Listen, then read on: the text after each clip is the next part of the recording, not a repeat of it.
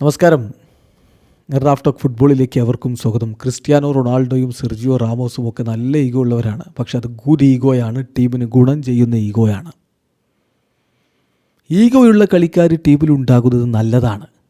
പക്ഷേ individual ego ടീമിൻ്റെ ഈഗോയേക്കാൾ മേലെയാവരുത് എന്ന് മാത്രം. ഇപ്പോൾ ഈഗോയുള്ള നല്ല കളിക്കാരെ മാനേജ് ചെയ്യുക എന്നുള്ള അത്ര ബുദ്ധിമുട്ടുള്ള കാര്യമൊന്നുമല്ല. കാരണം അവർ നല്ല പ്രൊഫഷണൽസ് കൂടിയായിരിക്കും. പറയുന്നത് വമ്പൻ താരങ്ങളെ മാനേജ് ചെയ്ത് ഏറെ പരിചയമുള്ള കാർലോ ആഞ്ചലോട്ടിയാണ്.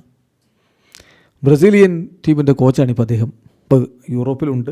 മാധ്യമങ്ങൾ ഇന്നലെ കണ്ടപ്പോൾ അദ്ദേഹത്തോട് ഈ ചോദ്യം വരുന്നു, ഈഗോ.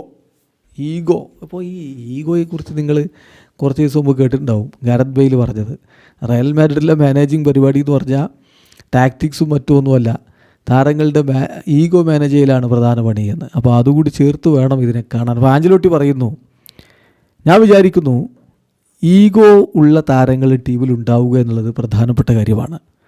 പക്ഷേ ഇൻഡിവിജ്വൽ ഈഗോ ഒരിക്കലും ടീമിൻ്റെ ലക്ഷ്യങ്ങളെക്കാൾ മുകളിലാവരുത്.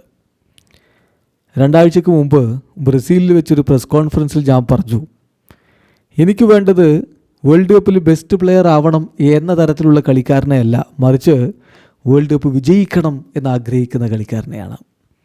ഇൻഡിവിജ്വൽ ഈഗോ ഇമ്പോർട്ടൻ്റ് ആണ്. നമുക്ക് സ്ക്വാഡിൻ്റെ ലക്ഷ്യങ്ങളിലേക്ക് എത്താനൊക്കെ ഇൻഡിവിജ്വൽ ഈഗോ ഇമ്പോർട്ടൻ്റ് തന്നെയാണ്. പക്ഷേ അതോടൊപ്പം ഞാൻ പറയുന്നു, നമുക്ക് ഈഗോ ഉള്ള താരങ്ങളെ മാനേജ് ചെയ്യുക എന്നുള്ളത് അത്ര ബുദ്ധിമുട്ടുള്ള കാര്യവുമല്ല. കാരണം ഈ പ്ലേയേഴ്സൊക്കെ യൂഷ്വലി മോസ്റ്റ് പ്രൊഫഷണൽ പ്ലേയേഴ്സ് ആയിരിക്കും. അത്തരത്തിലുള്ള ഒരാൾ ഈഗോ ഉണ്ട്, പക്ഷേ മോസ്റ്റ് പ്രൊഫഷണൽ ആയിട്ടുള്ളൊരു കളിക്കാരൻ, one of the most professional players was Cristiano Ronaldo.